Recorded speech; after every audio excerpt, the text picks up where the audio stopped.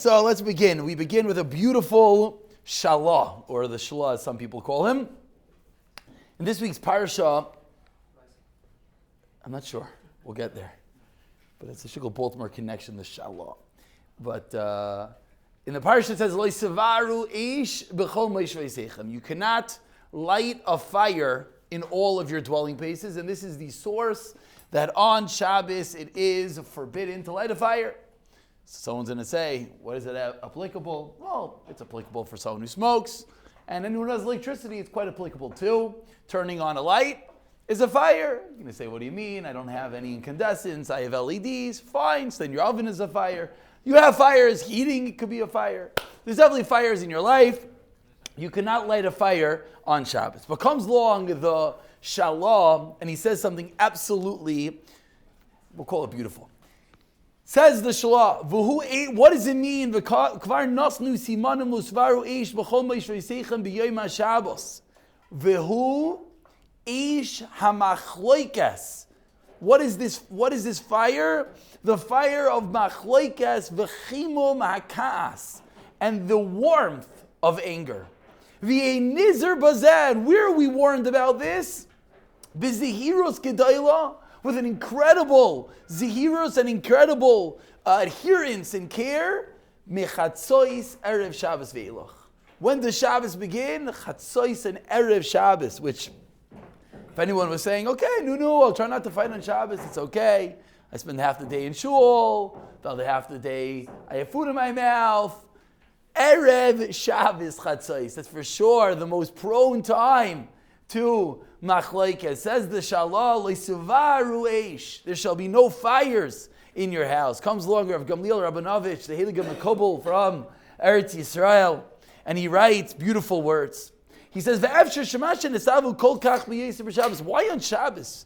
Machlokes is terrible. How bad is kas is terrible. How bad is kas? Kol hakoyis keilu oived avodah zara. It's as if you worshipped an idol. Why is it as if you worshipped an idol? Because when you're in chaos, when you're in rage, you lose yourself and you're not in control. When you're not in control, that means you're worshipping an idol, because a Jew always has to be in control. But says Rav Gamliel, why dafka on Shabbos? He says, you know why? Mishum shebachol, during the week, kol echad oisik ba'atzmai. Everyone does their own thing. You're sitting in work, you're sitting in koilel, you're sitting at home, and everyone's by themselves. Ve'ein zman sheyoshin kulam biyachad, and you don't all sit together. Masha enkin b'Shabbos, which is a yom menucha, v'yoshin kol b'nei hamishpacha yachad. Everyone's sitting around the table beautifully.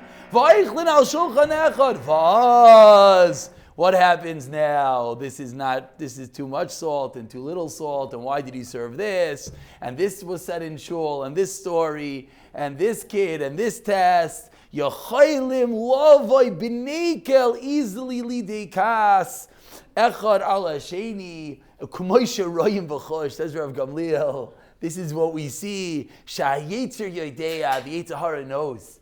Lenatzla, he waits heitiv lizman hazeh, for this time. Ligroim la'adam lechos. And therefore, says the Shalah specifically, on Shabbos, don't be bekas. And he points out over here, who does he quote this from? It doesn't really source it 100%, but he quotes that where in the Torah is this azhara mentioned between the building of the Mishkan and keeping of Shabbos. Why dafka over here between these two? He says, because Shabbos is Hashem Shechina, and the building of the Mishkan is the Makoim of Hashem Shechina. And therefore, if someone gets bekas in such an area, what are you showing? You're showing that you don't have Hashem Shechina. You're showing Ki'ilu Oived Avodah Zara. You're showing that Hashem's presence is not in your midst, because if it was, you clearly wouldn't be screaming. You clearly would understand that there's no reason to be angry. And he says over here, comes along Rav Twersky, and he gives a practical advice how we cannot be bekas. He calls it 3 phases of anger.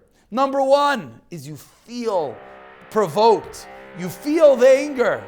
Number 2, how to react when you feel the anger. Do you walk away? In his words, do you punch the guy in the face? Little Israeli over there. I don't know. I hope we're not holding there. Do you call him a nasty name? Your reaction to the anger is step 2. And your reaction inappropriately is called rage. And number 3 is how long does that anger bother you? Which that's called resentment. And he says, what should you do? You should keep a journal of rage. So if you ever seen someone's house on the shelf, journal of rage, please don't open it. What's going on in there is all the times that the person felt the anger and he didn't keep it inside. He reacted with rage. But he says a beautiful line, and with this we'll go into the story, and then we'll go into Hilchos Nida. Says Vayakhel as following. I don't know if this is a direct quote, but it's beautiful. How do you overcome resentment? Okay, so you feel the anger, you react inappropriately, or you do not. But at the end of the day, you walk away and you hate the guy. You hate his guts. Maybe not his guts, his face. Maybe not his face, his voice. You can't handle him. You just can't stand him. Says Vayakhel something absolutely beautiful. Harboring resentment is allowing someone that you do not like to live inside your head free of rent. You hate his guts, you can't look at his face, so what are you letting him stay inside of you? Get rid of him. Stop the resentment. The sooner as you let it go, the freer you're going to be. And this is a very famous story of Rav Nachum of Chernobyl, who's a student, a Talmud of the Baal Shem and the Maggid, of course, and he had no money. But he had one thing. He had the tefillin of the Baal Shem HaKadosh. And the tefillin of the Baal Shem was his prized possession, and people would offer him insane amounts of money for the tefillin. And he wasn't parting with the tefillin. And his wife would, at times, say to him, Rav Nachum, maybe sell the tefillin. We could use a little food. We could use maybe a door, perhaps a bed. Sell the tefillin. And he wouldn't hear of it. The Baal Shem's tefillin, I am not parting with. One year, Sukkot's time, there were no Dalan Minim to be found in the city of, I have no clue. Where do you live? Anyone know? Chernobyl. That was the city?